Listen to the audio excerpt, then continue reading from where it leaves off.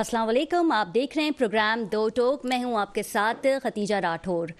नाज़रीन, पाकिस्तान में आइन हो या कानून, पाकिस्तानी सियासतदान अपने अपने मफादात के लिए इस्तेमाल करते हैं। पार्लियामेंट में वोट ऑफ नो कॉन्फिडेंस ला के मौजूदा वजीर आजम को किसी भी वक्त जो है वो हटाया जा सकता है। PDM ने बड़ी बेबाकी से कहा कि हमने जो खान साहब को हटाया उसमें आइन और कानून की खिलाफ वर्जी नहीं हुई। खान साहब भी पीछे ना रहे, इक़्तिदार ना मिलने पर अपनी 2 सूबाई असम्बलीज तहलील कर दी। मामला सुप्रीम कोर्ट में चला गया। 30 अप्रैल की डेट आ गई, जिसके बाद इलेक्शन कमीशन ने यू टर्न ले लिया। 8 अक्टूबर की डेट आते ही सुप्रीम कोर्ट हरकत में आ गई और आज सुप्रीम कोर्ट ने बड़ा फैसला जो है वो सुना दिया है। और जैसे कि हम सब जानते हैं कि पंजाब में इलेक्शन जो है वो अब 14 मई को होंगे, जिसमें वफाकी हुकूमत जो है वो खासा नाराज नजर आती है। और ऐसा जो है हमने पहले भी देखा था, जब डेट अनाउंस हुई थी तब भी नून लीग खफा हो गई थी, और अब भी हालात जो है वो कुछ ऐसे ही नजर आ रहे हैं। इस पर बात कर लेते हैं। स्टूडियो में हमारे साथ मौजूद है, पाकिस्तान पीपल्स पार्टी से इनका ताल्लुक है, नईम अहमद अवान साहब, और इनके हमरा हैं मोहसिन काजमी तजियाकार। सबसे पहले रुक कर लेते हैं नईम साहब का। नईम साहब, ये बात वैसे तो कहना नहीं चाहिए, ढकी छुपी तो बात नहीं थी, फैसला जो है यही आना था, लेकिन अब जो है इलेक्शन की डेट में सिर्फ 14 दिन जो है वो बढ़ा दिए गए हैं। पहले जो डेट थी वो 30 अप्रैल थी और अब जो है वो 14 मई कर दी गई है। सुप्रीम कोर्ट ने कहा है कि डेट आगे बढ़ाना जो है वो इख्तियार सिर्फ और सिर्फ अदालत का है, लेकिन कुछ सियासी जमातें जो हैं वो अपने मनपसंद जजेस से फैसला करवाना चाहती हैं। कैसे देखते हैं आप स्टेटमेंट को? 44वीं बरसी है और इस मौके पर मैं उनको खराजे अकीदत पेश करूंगा। वो जुल्फ़िकार अली भुट्टो जिसने आइन दिया, वो जुल्फ़िकार अली भुट्टो जो बगैर आइन ये मुल्क चल रहा था और आइन के में मुल्क लेकर आया, वो जुल्फ़िकार अली भुट्टो जिसने पाक चाइना दोस्ती जो है ताल्लुकात बढ़ाए, वो जुल्फ़िकार अली भुट्टो जिसने राजा बाजार में ललकारा वाइट हाथी ये कौम जो है वो घास खाएगी लेकिन एटम बम जरूर बनाएगी। जी। दूसरी बात ये रही कि बात ये कि जैसा कि अभी आपने एक सवाल किया, देखिए इस मुल्क के अंदर जो है वो हुकूमत होती है और अपोजिशन होती है। जिन मुल्कों के अंदर अपोजिशन ना हो तो फिर वहाँ जो है वो हमेशा आमरीत रही है। यहाँ सूरत हाल ये है कि पार्लियामेंट के अंदर जो फैसले होते हैं वो फैसले पार्लियामेंट के में नहीं हो रहे, और वो इस वक्त जो है वो कोर्टों की जीनत बने हुए और ऐसे जीनत बने हुए कि 4 जजों का पैनल बनता है, 5 जजों का। 2 जज कहते हैं कि 2 जजों पे हमें भरोसा नहीं है और 3 जज कहते हैं कि हमें दो पे भरोसा नहीं है, और वो 23 करोड़ अवाम का फैसला करेंगे कि 23 करोड़ अवाम पे जो है वो भरोसा करे कि इस मुल्क के अंदर जो है वो इलेक्शन कब होने और इलेक्शन किस टाइम जो है वो ऑर्डर निकाले।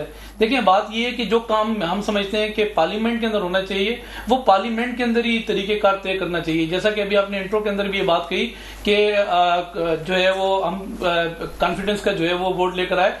बिल्कुल हमने आईनी तकाजे पूरे किए और अदम एतमाद पे इमरान खान साहब को घर भिजवाया। जो अदम एतमाद हमने 1 दफा नहीं 2 दफा नहीं तीसरी दफा ट्राई ली और तीसरी दफा आईनी तौर पर हमने उनको घर भेजा।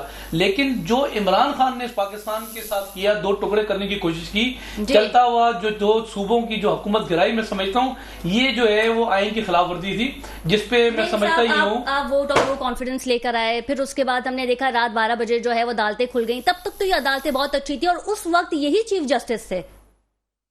देखिए अदालतें, बात ये कि हमने हमेशा पार्लियामेंट लेकिन वो फैसला इमरान खान के बरक्स था, नहीं, ऐसा नहीं जा रहा था। ऐसा नहीं है। देखा हमने हमेशा पार्लियामेंट की बालादस्ती रूल ऑफ लॉ पे यकीन किया है, लेकिन हमने ये भी देखा कि अदलिया के हथौड़े और नेब की हथकड़ियां बनी सिर्फ जो है वो PDM या फिर पाकिस्तान पीपल्स पार्टी के लिए। देखें बात ये है कि एक तरीकेकार खुद 2 जजेस ने ये करार किया और अपना जो उन्होंने जो केस के अंदर उन्होंने रिमार्क्स दिए और कहा कि ये केस ऑलरेडी जो है वो हाई कोर्ट के अंदर जेरे जो है वो बेस है और केस जो है वो चल रहा है हाई कोर्ट के अंदर, तो सुप्रीम कोर्ट इस पे सुमोटो नहीं ले सकती जी। तो बेहतर ये है कि जब हाई कोर्ट इस पे फैसला दे देगी तो फिर सुमोटो हम लेने के काबिल हो जाएंगे। तो बात ये है कि मैं तो आपसे अर्ज ये कर रहा हूँ कि जो फैसले पार्लियामेंट के अंदर होने चाहिए, जो पार्लियामेंट के अंदर जो इलेक्टेड नुमाइंदे जो पार्लियामेंट के अंदर जाते हैं, ये फैसले उनके इख्तियार के अंदर होने चाहिए। मेरा ख्याल ये नहीं है कि जो है वो जुडिशरी आके फैसले दे, लेकिन बहरहाल अब क्योंकि फैसला दिया है इन्होंने सुप्रीम कोर्ट ने, इसमें अपील का वक्त भी है। इसके अंदर अगर हमें वक्त मिला अपील का तो जरूर अपने रिमार्क्स देंगे और हम नहीं चाहते कि इस मुल्क के अंदर मजाक बने, और मजाक तो खैर इस वक्त बना हुआ है, लेकिन हम मजीद इसके अंदर हम नहीं कहेंगे कि मजीद इसका मजाक की तरफ पाकिस्तान चला जाए। मोहसिन काजमी साहब का रुख कर लेते हैं। मोहसिन काजमी साहब, क्या समझते हैं आप, की अपील की जाएगी? अच्छा, पहली बात तो थोड़ा सा ये भी मैं भी जिक्र कर दूँ, जुल्फ़िकार अली भुट्टो साहब की आज 44वीं समझ ली बरसी कह लीजिए किस्म की, और बड़ा ग्रेट लीडर था, बड़ा काम किया उसने जी। उसके सारे मतलब काम ऐसे हैं कि आज तक कोई नहीं कर सका। एटमी पावर भी बनाई, कराची में स्टील मिल भी दिया, और 1973 में आपका नेशनल शनाख्ती कार्ड इंट्रोड्यूस किया, एशिया में नहीं था। बहुत बड़ा लीडर था वो जी। लेकिन ये मेरे बराबर बैठे हैं मेरे भाई साहब पीपल्स पार्टी के, इनसे ज़रा पूछिए कि जिन लोगों ने भुट्टो को फांसी घाट पे पहुंचाने में मदद की थी ज़िया-उल हक की, आज आप उनके साथ बैठे हुए हैं। आज प्राइम मिनिस्टर साहब कह रहे हैं कि भुट्टो साहब को था जुडिशियल मर्डर हुआ था। ये वो है कि नवाज शरीफ का रिकॉर्ड उठाइए, देखिए साहब बिलावल भुट्टो साहब का स्टेटमेंट देख लें कि उन्होंने कहा कि अगर फुल कोर्ट नहीं बनाया जाएगा तो फिर मुल्क में मार्शल लॉ लग सकता है। बिलावल भुट्टो साहब के मुंह से ऐसी बात अच्छी नहीं लगती। ये बचकाना है। मैं मान लेता हूँ भुट्टो बिलावल साहब बहुत तैयारी कर रहे हैं, मेहनत कर रहे हैं, अभी वो जूनियर हैं, बहुत सी चीजें हम उनकी इग्नोर करने को तैयार है। लेकिन मेरा कहने का सवाल ये है, आप बताइए कि आज आपकी अभी गोल्डन जुबली भी मनाई गई आपके आइन की जी। अब आप ये बताइए, अगर सिंध असेंबली कल डिसॉल्व हो जाए जी तो आप इलेक्शन चाहेंगे 90 डेज से ऊपर जाए? मेरा इनसे सवाल है। नहीं चाहेंगे, पूछिए। नईम साहब क्या कहेंगे? देखें, तरीकेकार तो यही है कि 90 डेज के अंदर इलेक्शन होने चाहिए, लेकिन इसका एक आर्टिकल 271 है। आर्टिकल 271 इस बात की जस्टिफिकेशन देता है कि अगर मुल्क के अंदर जो है वो माशी सूरत ठीक ना हो, या फिर सियासी इस्तेकाम ना पैदा हो पा रहा हो मुल्क के अंदर, या फिर जिस तरीके से पुलिस लाइन जो है वो के ऊपर हमला हुआ पेशावर के अंदर, और सीपीओ के ऑफिस से कराची के अंदर हमला हुआ, और मुख्तलिफ थ्रेड हो आपको, तो ऐसे हालात के अंदर आप इलेक्शन को आगे ले जा सकते हैं। ये हमारे आइन के अंदर गुंजाइश मौजूद है। लेकिन बात ये है कि इस वक्त तो मैं आपसे ये कर रहा हूँ कि किसी भी हुकूमत को चलाने के लिए ओपोजिशन की जरूरत होती है। हमें तो यहाँ जब हुकूमत के अंदर जब हम अपोजिशन में थे, लेकिन शहीद मोहतरमा बेनजीर भुट्टो का जो वाकया हुआ था पिंडी में, उसके बाद भी इलेक्शन सिर्फ 2 महीने बाद करवा दिए गए थे। 2 महीने का डिले आया था, 40 डेज, जबकि वो एक अजीम लीडर थे। विद इन 40 डेज था। जैसा कि मेरे भाई काजिम ने बात कही कि आज उनके साथ हम मिले में, बात ये है कि जब मोहतरमा शहीद बेनजीर को शहीद किया गया था तो उस वक्त हमें याद है कि मुल्क की जो सूरत हाल थी, तो हमने उस वक्त भी आसिफ जरदारी ने जो है वो पाकिस्तान पॉइंट ले लेते। क्या कहेंगे आप? देखिए, बात यह है कि उसूलों की जंग होती है, सियासत में उसूल पसंद किए जाते हैं। भुट्टो साहब फांसी चढ़ गए और उसूल को नहीं तोड़ा उन्होंने, ठीक है। आज आपके सामने भी उसूल, आपने ये कैसे बयान दे दिया पीपल्स पार्टी के चेयरमैन ने कि जी मार्शल लॉ लग सकता है। कल तक आप कह रहे थे अगर मार्शल लॉ लगेगा तो पीपल्स पार्टी मुजाहिमत करेगी। ये भी ताज़ा, ये भी बयान इनका जमहूरी जमात है, पाकिस्तान पीपल्स पार्टी जमहूरियत को की नुमाइंदगान करती है। जी जी। अच्छा, इनका नून लीग से कोई मिजाज नहीं मिलता। मुझे हजरत अली करमुल्लाह वजह का एक कौल याद है जी, उसको मैं दोहराना चाहता हूँ। वो ये है कि जब कभी अपना हाकिम बनाओ ना, किसी ताजिर को नहीं बनाना। कितनी बड़ी गहरी बात है। आप देखें कि मुशर्रफ ताजिर नहीं था, अय्यूब खान ताजिर नहीं था, ज़िया-उल हक ताजिर नहीं था, भुट्टो साहब ताजिर नहीं थे, बेनज़ीर भुट्टो ताजिर नहीं थी। इनके ज़माने में आप कामयाब सियासत कर रहे थे, मुल्क ऊपर जा रहा था। जब से आपने ये इक़्तिदार ताजिरों के हाथ में दिया, वो तिजारत करते हैं, वो लोगों को ख़रीदते हैं, ख़रीदने के बाद अपना कारोबार करते हैं। अभी भी इस वक्त टीवी को प्रोग्राम चल रहा है नवाज शरीफ साहब का, आपका पैमरा कैसे खामोश बैठा हुआ है? क्या कौन सा रूल है कि जो इजाज़त दे रहा है? आपने उसकी जो पाकिस्तान की सबसे बड़ी पार्टी का लीडर है, जो अपोजिशन लीडर है जी, इमरान खान, उस पर तो आपने पाबंदी लगाई हुई है। आपकी कहाँ गई वो जमहूरियत? पीपल्स पार्टी वालों की मैं बात कर रहा हूँ। इनकी पार्टी में जो अच्छे लोग हैं, मेरा उनसे राब्ता भी रहता है, बड़े सीनियर, मैं भी बहुत से इनके साथ रहा हूँ पार्टी वालों के साथ। देखिए, वो सीनियर लोग दुखी हो रहे हैं। आप एतजाज हसन को नहीं पीपल्स पार्टी का है, लतीफ़ खोसा पीपल्स पार्टी के नहीं है, मंदुखैल पीपल्स पार्टी के नहीं है, ये सब पीपल्स पार्टी के क्या बयान दे रहे हैं इस वक्त? मजबूरी इनकी है कि वो पार्टी के साथ चल रहे हैं। आपको आहिस्ता आहिस्ता इनसे अलग हो जाना चाहिए। कम अज कम कोर्ट के मसले के ऊपर आप शामिल ना हो। मेरा एक छोटा सा तजिया सुन ले। मुझे जो खदशा लग रहा है, खदशा है मेरा कि अब अगर कोर्ट ने कोई कार्रवाई की तो वो वजीर आजम पे भी आएगी और काबीना पे भी आएगी। यही पॉइंट आपसे लेंगे, कहीं ऐसा ना हो कि वज़ीर आज़म शहबाज शरीफ साहब जो है वो नाअहल हो जाए। इस पर मजीद बात करेंगे after short commercial break. Stay with अस।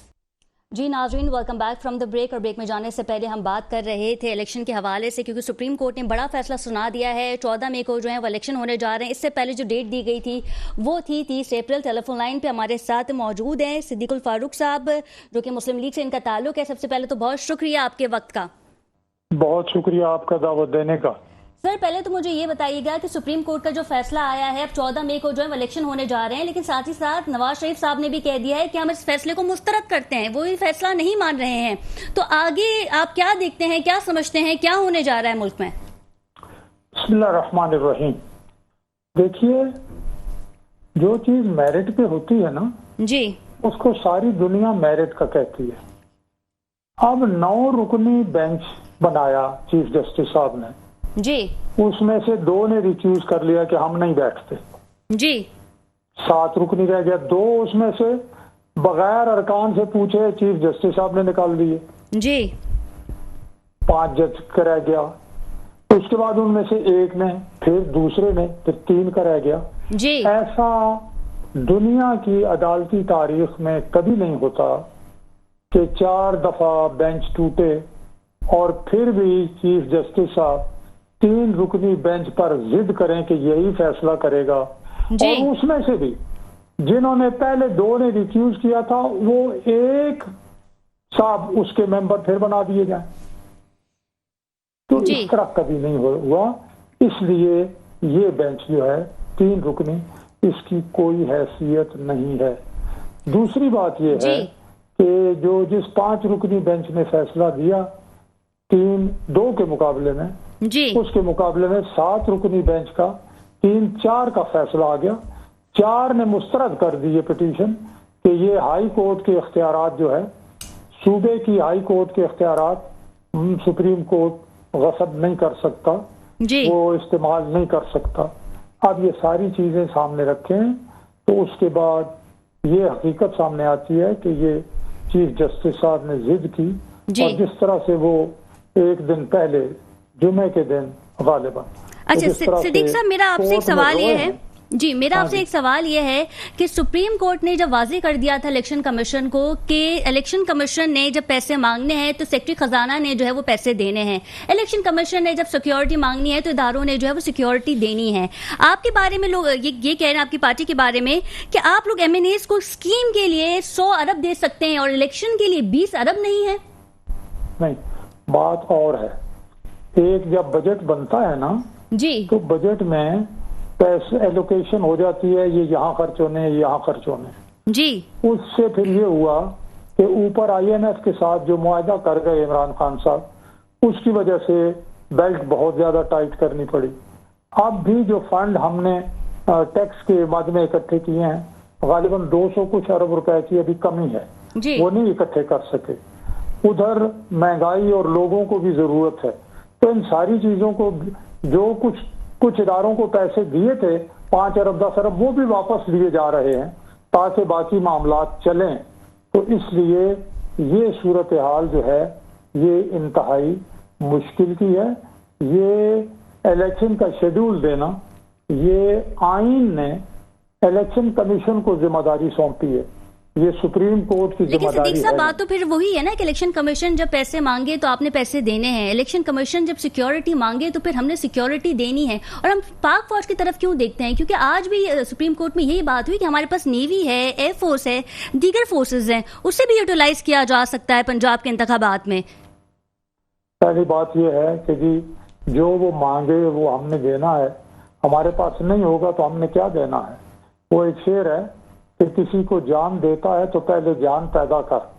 मुझ में खून ही 2 बोतल है और वो कहें नहीं 2 बोतलें दे दे तो मैं तो मर जाऊंगा जी। तो सवाल ये है कि जिस तरह दहशतगर्दी के मामलात चल रहे हैं, आप रोज पढ़ रहे हैं खबरें, आप लोग अपने चैनल्स पे दे रहे हैं जी, और जिस तरह से अफगानिस्तान के साथ बॉर्डर पे सूरत हाल कशीदा है, आए दिन जनाब वहां से हमले होते हैं, जिस तरह से उधर कोयटा में पाकिस्तान बॉर्डर पे कशीदा है, इधर जनाब इंडिया के साथ बॉर्डर पे सूरत हाल कशीदा है। लेकिन वो कहते हैं नहीं, हम जो कहते हैं वो जरूर करें। दूसरी बात जो है, मैंने ये अर्ज किया है आपके सामने कि नेवी और एयरफोर्स उन्होंने कभी ये ड्यूटियां नहीं दी, वो और तरह के सुप्रीम कोर्ट में डिस्कशन चल रही थी कि उन्हें ट्रेन किया जा सकता है इंतखाबात के लिए। गालिबन आपने भी देखा होगा, ट्रेनिंग देने में भी 3-4 महीने तो लगेंगे ना, 2 दिन में ट्रेनिंग नहीं होती। लेकिन अब जो सुप्रीम कोर्ट ने जो फैसला किया है 14 मई को, उससे आप लोग कैसा देखते हैं? अगला स्टेप क्या होगा आप लोगों का? जो कानूनी आईनी तरीका है हम उसके अगेंस्ट जाएंगे। हम अपनी जो कानूनी टीम है उससे भी रहनुमाई लेंगे और पार्लियामेंट का इजलास भी बुलाएंगे, इसलिए कि सुप्रीम तो पार्लियामेंट ही है, सुप्रीम कोर्ट पार्लियामेंट सुप्रीम नहीं है। सिद्दीक साहब, हम देख रहे हैं मरियम साहिबा जो है वो अदालतों को तनकीद का निशाना बना रही है। हमने उनको ट्विटर अकाउंट भी देखा है। जजेस के बारे में जो है जिस तरह के अल्फाज मरियम साहिबा कह रही, काबिल मुज़म्मत है। आखिर हम जा किस तरफ रहे हैं? इंटरनेशनल मीडिया इसे देख रहा है, कवर कर रहा है, लोग मजाक उड़ा रहे हैं।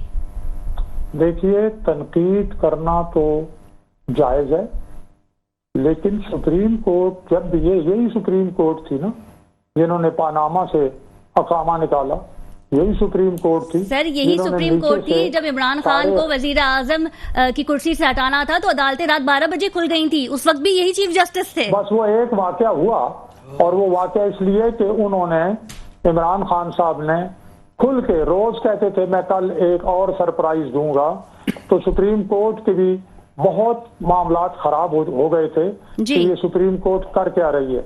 उन्होंने ये किया कि डिप्टी स्पीकर को कहा, और डिप्टी स्पीकर ने आइन की अपनी मनमानी तशरीह की और तहरीक अदम एतमाद को रिजेक्ट कर दिया, जो वो कर ही नहीं सकते। तो आपने देखा ना सुप्रीम कोर्ट का क्या फैसला आया कासिम सूरी की रूलिंग पे? उन्होंने कहा ये गैर आईनी है। बिल्कुल, उस वक्त भी यही आइन था, उस वक्त भी यही कानून था, तब फैसला आपके हक में आ रहा था। नहीं नहीं नहीं नहीं नहीं, ये बात नहीं है। हमारे हक में तो आप फैसले उठा के 50 देखें, 50 में से तो हमारी तो वजारत उज़्मा भी छीन ली गई। हमारे तो जनाब अली सारे खानदानों को उठा के जेलों में डाल दिया गया, पीपल्स पार्टी के भी, मुस्लिम लीग नून के भी, और जनाब उन्हें जमानतें तक न मिली। बहुत अरसे बाद जाके जनाब हाई कोर्ट से कुछ रिलीफ मिला मरियम नवाज साहिबा को। ये आप जरा एक एक करके मैं अगर गिनाना शुरू करूं, आपके पास टाइम नहीं है जी। अच्छा, मुझे ये भी बताइएगा कि यहाँ पे ये भी कहा जा रहा है चीफ जस्टिस की जानिब से कि नून लीग जो है, गालिबन उन्होंने नाम तो नहीं लिया, लेकिन फैसला जो है वो कुछ खास जजेस से करवाना चाहते हैं। कोई खास जजेस हैं जिनकी मनमानी से आप चाहते हैं कि जो है फैसला हमारे हक में आ जाए, ऐसी भी बातें हो रही हैं। बिल्कुल ऐसी बात नहीं है। ये अगर किसी जज साहब ने कहा या प्रोपेगेंडा किया गया तो ये बिल्कुल गलत है, झूठ है। हमने भी फुल कोर्ट का मुतालबा किया है, हत्ता कि इमरान खान ने भी कह दिया कि मुझे फुल कोर्ट पर कोई एतराज नहीं। तो जब फुल कोर्ट पर पेटिशनर को दरखास्त देने वाले को भी एतराज नहीं, हमारी भी दरखास्त ये है फुल कोर्ट जी, पूरे सारे जजेस बैठे, और ये कोई अनहोनी बात भी नहीं है। तो इसलिए उन्हें हमारी बात वो जिद कर रहे हैं, चीफ जस्टिस साहब जिद कर रहे हैं।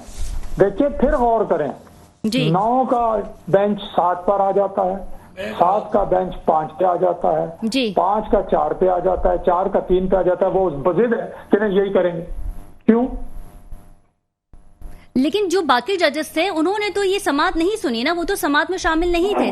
भाई मतलब ये है कि जिस काम के लिए आपने 9 रुकनी बेंच बनाया था वो 9 रुकनी बेंच नहीं रहा, वो 133 पे आ गया है, वो 9-3 पे आ गए हैं, 1/3 हो गए हैं।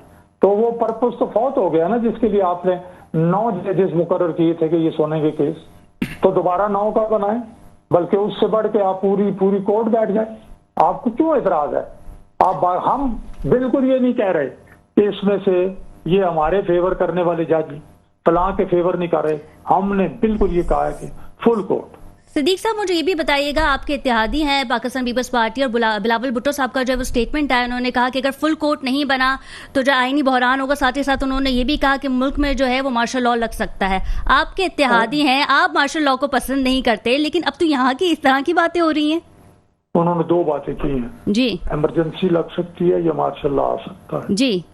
आप जब सुप्रीम कोर्ट में इस तरह की जिद करनी शुरू कर दें चीफ जस्टिस साहब जी, तो सुप्रीम कोर्ट के बाद जजों ने, जैसे सज्जाद अली शाह, आप तो छोटी हैं बहुत, मैं तो उस वक्त प्राइम मिनिस्टर का प्रेस सेक्रेटरी था, मुझे तो उन्होंने बुलाया भी था एक दफा, जब मैंने एक प्रेस कॉन्फ्रेंस में ये कहा कि चीफ जस्टिस जो है उसका भी एक वोट है और वो जो ये कर रहे हैं ये सियासत कर रहे हैं, तो वो अगले दिन छप गया और बहुत बड़ी खबरें छपी। उन्होंने कहा जी कि वो सिद्दीकुल फारूक को मेरे पास लेके आओ।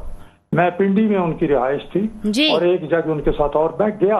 उन्होंने मुझसे पूछा कि क्यों, मैंने कहा जी मैंने ये कहा है, बल्कि मैंने तो ये भी कहा है, मैंने ये भी कहा है जी। फिर कहने लगे अच्छा तो फिर आपके खिलाफ तो दरखास्त आई है। साथ ही कहने लगे लेकिन मैंने नहीं दरखास्त मंगवाई। मैंने कहा जी अगर दरखास्त आई है तो कर ले फैसला, आप सैयद बादशाह हैं, चाहे तो सजा दें चाहे तो छोड़ दें, लेकिन मैंने जो बातें कहनी थी वो कही। फिर मुझे ये भी कहने लगे कि मुझे मालूम है कि जो वजीर कानून है उसने फलां से क्या टेलीफोन पर बात की। तो मैंने कहा इसका मतलब है कि टेलीफोन की जो वो भी टैप करके आपको पहुंचाई जाती है, तो इसका मतलब है कुछ और लोग भी थे जो शरारत कर रहे थे। बिल्कुल बिल्कुल। बहरहाल उन्होंने छोड़ दिया, उन्होंने कहा नहीं ठीक है आप जाएं। बिल्कुल तो मैं तो सारी वो चीजें जानता हूँ, 2 एडहॉक जजेस को साथ लेके बैठ जाते थे जी और फैसले कर रहे थे, तो ऐसे नहीं होना चाहिए। सिद्दीक साहब, जैसे कि आपने कहा कि मैं छोटी तो हूं, लेकिन अगर बात कर लेते हैं 1997 की, तो उस वक्त नून लीग ने जो है वो सुप्रीम कोर्ट पे हमला किया था और कहानी कुछ इस तरह की थी जिसमें आबिशिर अली जी जो थे उनकी भी इन्वॉल्वमेंट थी। कहीं ऐसा तो नहीं कि जो वाकया 1997 में हुआ था अब वो दोबारा दोहराया जाए? पहली बात तो ये है कि 1997 को आप देख लें 26 साल हो गए जी। अब तो इस तरह की बात इमरान खान ने दोहराई है, जब वो उस दिन अदालत में जुडिशल कॉम्प्लेक्स में पेश होने की बात हुई तो अदालत के गेट तोड़ दिए और फिर भी वो अंदर पेश नहीं हुए। गाड़ी में बैठे बैठे उन्होंने कहा जी मेरी हाजिरी लगा लो जी। और उनकी हाजिरी लग गई। कभी ऐसा नहीं हुआ। नवाज शरीफ और मरियम नवाज पर सर वो हमला तो नहीं था ना, हम हमला तो तस्वीर नहीं कर सकते। बात करते हैं वहां जनाब अली मारपीट हुई पुलिस के साथ, सब कुछ हुआ, डंडे चले, तो ये सारा क्या था? उसके बाद जब ये पेश हुए हैं लाहौर, उन्होंने कह दिया कि अगर बंदे साथ लेके आ गए कोई रिलीफ नहीं मिलेगा। फिर तो इमरान खान 4 बंदों के साथ पेश हुए, उस वक्त क्या था, क्यों नहीं पेश हुए? तो इसलिए ये बात जो है, मैं 26 साल पहले वाली बात में मुझे खुद वजीर आजम साहब ने, मैं उस वक्त वजीर आजम साहब का प्रेस सेक्रेटरी, स्पीच राइटर और तर्जुमान था, बिल्कुल। मुझे उन्होंने कहा कि देखें वो जो सेक्रेटरी अपना पॉलिटिकल सेक्रेटरी है कर्नल ताहिर खेली, देखिए वो ना कहीं गए हुए हों, तो अगर वो हैं तो उनको लेके आए, इस तरह से हम बदनाम होंगे। मैं गया, मैंने एसपी ने दरवाजे बंद किए हुए थे जी। मैंने उन्हें कहा, उन्होंने एक एसपी को भेजा, उन्होंने कहा कि ताहिर खेली साहब अंदर नहीं है। तो हमारा कोई ना इरादा था ना कुछ था, लोग बाहर जमा थे। जब ये अफवाह चली कि सज्जाद अली शाह साहब ने फैसला लिख के रखा हुआ है, सुनाने वाले हैं, तो कुछ लोग जो हैं वो सुप्रीम कोर्ट रूम में गए, लेकिन किसी ने हाथ नहीं लगाया चीफ जस्टिस को, ना वो उठ के चले गए अपने चेंबर में। बात इतनी बात हुई। बिल्कुल बिल्कुल ठीक है, बिल्कुल ठीक है। हमारे साथ ही रहिएगा। मोहसिन काज़मी साहब, आपने गुफ्तगू सुनी है, क्या कहेंगे? क्योंकि आप मुझे बीच में भी माशाल्लाह इतनी तवील गुफ्तगू करवा दी कि जी, पॉइंट ही भूल गया जिनको इनको जवाब देना चाहता। सिद्दीक फारूक साहब बहुत समझदार जी, बहुत सीनियर जी, और क्या कहते हैं बहुत अच्छे किस्म के सियासतदान हैं, मैं इतना तो मैं जानता हूँ जी। अब इनकी अपनी मजबूरी है कि इस वक्त ये मुझसे लीग का साथ देंगे, ये हक का साथ नहीं देंगे। मेरा एक सवाल इनसे पूछिए आप जी कि ये जो फैसला आया है सुप्रीम कोर्ट का जी, वो हुकूमत के खिलाफ आया है या इलेक्शन कमीशन को कहा गया है? ये ऑर्डर किसको किया गया है? इलेक्शन कमीशन ने फैसले को कलअदम किया। अगर इलेक्शन कमीशन कल ये खड़े होकर कह दे, कल वो इजलास बुला रहे हैं, अभी तक वो फैसला नहीं कर सकी, अभी उनकी तरफ से ये बयान नहीं आया कि जो सुप्रीम कोर्ट का ऑर्डर है हम उस पर अमल करेंगे। उन्हीं ने कोर्ट के अंदर खड़े होकर कहा कि ये 2 चीजें हमें मिल जाए, एक हमें फंड मिल जाए और एक हमें सिक्योरिटी मिल जाए, और ये भी कहा कि 50% जो है हमारा इलाका वैसे ही सिक्योर है, हमें 50% का खतरा है। ये सब बात तो सेक्रेटरी खजाना बजट नहीं दे रहे, सिक्योरिटी की क्या मामलात हैं कि आर्मी ने मना कर दिया है? तो मैं बताना चाह रहा हूँ कि सुप्रीम कोर्ट ने इतनी मदद की, उसने ये अपनी जिम्मेदारी ले ली। सुप्रीम कोर्ट ने ऑर्डर कर दिया, अब इनके सेक्रेटरी को बुला लिया, उनको भी ऑर्डर कर दिया। अब ये ऑर्डर हुआ वफाक को, क्योंकि ज़ाहिर है वफाक का काम है पैसे देना। सवाल ये है कि जो ये कल एतराज हुआ पार्लियामेंट में भी कर लिया आपने, आज उसका कहते हैं आपने काबीना में भी कर लिया, इतनी जल्दबाजी आपने कर लिया, एक बिल भी आप पास कर लिया आपने। आपकी कोशिश ये है कि अब उसी बिल के थ्रू आप जो है छुपना चाह रहे हैं, नहीं ये तरीका नहीं है। आपको सही तरह पहली चीज तो ये कि पाकिस्तान के अंदर सुप्रीम कोर्ट के ऑर्डर को मानना सब पर वाजिब है, 23 करोड़ आवाम पे वाजिब है। अगर मैं सुप्रीम कोर्ट में जाऊं, मेरा कोई केस में हार जाऊं, तो मैं खड़े होकर ये नहीं कह सकता कि साहब ये 22 थे जज, हो सकता है 22 हो, लेकिन मैं नहीं कह सकता, मुझे फैसला तस्लीम करना पड़ेगा। हत्ता कि जब भुट्टो साहब को सजाए मौत दी तो उस वक्त डिस्प्यूट था, ये बच्चे थे, आप पैदा भी नहीं हुई थी, उस वक्त डिस्प्यूट था, 8 जजेस बराबर हो गए थे। मैं अगर एक लफ्ज कहूंगा तो वो लफ्सानियत का लफ्ज चला जाएगा, मैं वो नहीं कहना चाह रहा हूँ। 4 जज एक तरफ से, 4 एक तरफ। ज़िया-उल-हक ने कहा, जस्टिस अनवारुल-हक जो चीफ जस्टिस था, कि आप इसमें शामिल हो जाएं। जब वो शामिल हुए तो 5 एक तरफ हुए, 4 एक तरफ हुए, और भुट्टो साहब को फांसी दी गई। अच्छा, उस पर अमल हुआ या नहीं हुआ? किसी ने कहा कि सुप्रीम कोर्ट का, नईम साहब क्या कहेंगे? देखिए, भुट्टो साहब का जो उनको शहीद किया गया, मैं समझता हूँ वो एक कत्ल था, और खुद अदलिया ने ये बात एक्सेप्ट की कि हमसे मजबूरी में फैसले किए गए और फैसले कराए गए। खैर, वो ज़ेर बहस है। 44 साल से हम अदलिया के दरवाजे ही देख रहे हैं इस मुल्क के अंदर। देखें, जो आइन कानून जिस बात की इजाजत है, तो हमने खुद देखा कि इस मुल्क के अंदर ड्यूल नेशनलिटी वालों को 2-2 साल की सजा हुई, हमने देखा कि जाली डिग्री वालों को 2-2 साल की सजा हुई, हमने देखा कि असासा जात वालों को 2-2 साल की सजा हुई, और हमने ये भी देखा इस मुल्क के अंदर कि अकामे पनामे से अकामा निकाल के एक जो है वो वजीर आजम को जो है तायात के लिए घर भेज दिया गया। फिर हमने ये भी देखा कि जब हमारी हुकूमत थी, हमें याद है अच्छी तरीके से, ब्लैक वाटर यहाँ परवेज मुशर्रफ छोड़ के गया पाकिस्तान में, और हमने जो है वो उस वक्त जो है वो इनको कहा, तमाम जितनी भी नेटो फौज थी, कि मेहरबानी फरमा के ये ब्लैक वाटर हमारे मुल्क से निकालें। हालात कशीदा करके रखे हुए इन्होंने, ये मुख्तलिफ वेलफेयर के इदारों की शक्ल के अंदर दाखिल हुए। तो हमने नेटो सप्लाई जब 28 दिन बंद की, तो हम पे फिर इतना बड़ा वजन हमने उठाना पड़ा कि गिलानी साहब जो है वो वजीर आजम साहब को इन्हीं कोर्टों ने घर भेज दिया, ये कह के कि आप जो है आपने लेटर नहीं लिखा, दरखास्त नहीं लिखी। देखिए, इस कौम के फैसले, पहले तो हमें फैसला ये करना है कि इस मुल्क को चलाना किसने। पहले तो ये होता था, पहले तो आमरीत चलती थी या जमहूरियत चलती थी, अब निजाम जो है जुडिशरी में चला गया है। तो पहले हम फैसला कर लें कि इस मुल्क को चलाना किसने। इलेक्शन का ही सवाल है ना, वो सुप्रीम कोर्ट देख रही है। ओवरऑल जो अगर हम बात करें तो सियासी जमातें हमारे मुल्क को चलाएंगी, पार्लियामेंट में फैसले होंगे, सूबाई असेंबली में फैसले होंगे। देखिए, बात ये है कि मैं आपसे जो अर्ज कर रहा हूं कि जो फैसला सुप्रीम कोर्ट ने दिया, अगर यही फैसला सुप्रीम कोर्ट के बजाय ये अगर पार्लियामेंट में जाता तो बेहतर नमूने से इसका इलाज निकल सकता डिले हो जाते। नहीं, डिले नहीं हो जाते। देखिए, बात ये कितना डिले हो जाते। देखिए, मुल्क के अंदर अगर आपके मुल्क में 4 सूबे हैं ना, तो हम ये चाहते हैं कि चारों सूबे के इलेक्शन एक मुकर्रर टाइम पर हो। क्या पाकिस्तान को 2 हिस्सों में डिवाइड करना है? पहले आप केपीके के इलेक्शन करा लें, फिर पंजाब के इलेक्शन करा लें। पहले तो आप आर्टिकल 6 लगाएं कि चलते हुए सूबे इसने कैसे डिसोल्व किए। क्या ये मुझे बनी काला फंड देगा जो 88 अरब रुपए चाहिए? आगाज में कहा इक़्तिदार नहीं मिला तो खान साहब ने जो है अपनी 88 अरब रुपया ये 2 सूबों को इलेक्शन देना चाहिए। आपके आइन में ये अमेंडमेंट होनी चाहिए थी, नहीं है सर। ये आइन के अंदर अमेंडमेंट है नहीं है, लेकिन मोहसिन काज़मी साहब ने वजीर आज़म को चलता बुलाया ना, हम पार्लियामेंट में इमरान खान कॉन्फिडेंट भी तो है ना। ये बताया ना, सुप्रीम कोर्ट इमरान खान को बुला के पूछे ना, चलते हुए सूबे आपने क्यों डिसोल्व किए, और अगर आपने डिसोल्व किए सूबे तो ये बताओ इसमें जो फंड होगा, इसमें जो सिक्योरिटी होगी, वो कौन देगा? फिर अगर आपने डिसोल्व किया है कि आपने वोट ऑफ नो कॉन्फिडेंस क्यों लेकर आए? देखिए, वोट ऑफ नो कॉन्फिडेंस लिए लेकर आए कि आपके खुद जो साबका आर्मी चीफ थे, वो बोल के कहा कि इमरान खान साहब होते हैं ना तो ये मुल्क नहीं होता है। जहां लाके ग्रे लिस्ट में मुल्क को खड़ा कर दिया था। मुल्क चलाना है, मुल्क तो आप लोगों ने चलाना है, हमने चलाना है। जो खुद अपना स्टेटमेंट दे के गया हो कि बात, और ग्रे लिस्ट में लाके जहां मुल्क खड़ा कर दिया था, आज भी वो दुआएं कर रहा है, बैठ के वो यही कर रहा है कि किसी तरीके से मुल्क श्रीलंका बन जाए। हमने तो सियासी, देखिए बात ये, हमें उस वक्त भी पता था कि इलेक्शन होने,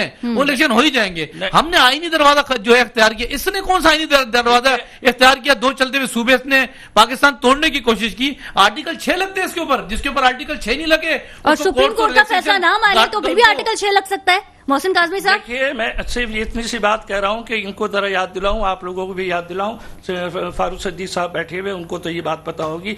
ज़िया-उल-हक के जमाने में जुनैजो साहब को हटाया तो असेंबली ज़िया-उल-हक ने तोड़ दी। जैसी ज़िया-उल-हक ने कौमी असेंबली तोड़ी, उसी वक्त नवाज शरीफ ने पंजाब असेंबली तोड़ी। आप कह रहे हैं कि असेंबली क्यों तोड़ दी इमरान खान ने? ये आपके आइन में है कि जो चीफ मिनिस्टर है या प्राइम मिनिस्टर है, आज भी अगर शहबाज शरीफ चाहे असेंबली तोड़ सकते हैं। कोई उनसे सवाल नहीं होगा अदालत के अंदर कि आपने असेंबली क्यों तोड़ दी। सवाल ये नहीं है, सवाल ये कि असेंबली तोड़ने के बाद 90 डेज में इलेक्शन होना चाहिए या नहीं। नंबर 1, मैंने आपके पिछले प्रोग्राम में एक बात कही थी कि इलेक्शन कमीशन ने एक बहुत बड़ी गलती ये कर दी 8 अक्टूबर की डेट देके, क्योंकि ये से ले डूबेगी। वहां इनके पास जवाब नहीं पड़ा जब कोर्ट ने पूछा कि आपने 8 अक्टूबर क्यों रखी, आपने सितंबर क्यों नहीं रखी, आपने अगस्त क्यों नहीं रखी। इनके पास कोई जवाब नहीं था। नंबर 1, जब आप किसी केस में इन्वॉल्व हो जाते हैं और हियरिंग में शामिल हो जाते हैं, आपका वकील वहां डिस्कस करता है, आर्गुमेंट करता है, आपकी जिरा होती, उसके फैसले के बाद आप नहीं कह सकते हम इसके फैसले को नहीं मानेंगे। आपको नहीं मानना था तो शुरू से नहीं जाना चाहिए था। तो मेरा मकसद ये बात तो हमें नजर आ रही थी कि आपने नहीं मानना है। मैं आपको बता दूं, आप जा रहे हैं इमरजेंसी की तरफ जी, ये जा रहे हैं इमरजेंसी की तरफ। जो कुछ बचा खुचा है वो भी तबाह करना चाहते हैं, कर लें वो भी। मैं कह रहा वो भी कर लें। इनकी आखिरी हद के बाद क्या होगा ये बताइए, अगस्त में इनकी असेंबली डिसॉल्व हो रही है नहीं, कौमी असेंबली। आज कहे मैंने 3-4 महीने, तो भाई 3 महीने पहले आप दिए, वो 3 महीने उसके बाद की डेट दी। अरे भाई तो 8 अक्टूबर की डेट देने का मकसद क्या था? फिर आप ये कर लेना, अक्टूबर में वो भी नहीं बनता। ब्रेक पे जाएंगे, ब्रेक पे आने के बाद जो है फिर मजीद बात करेंगे।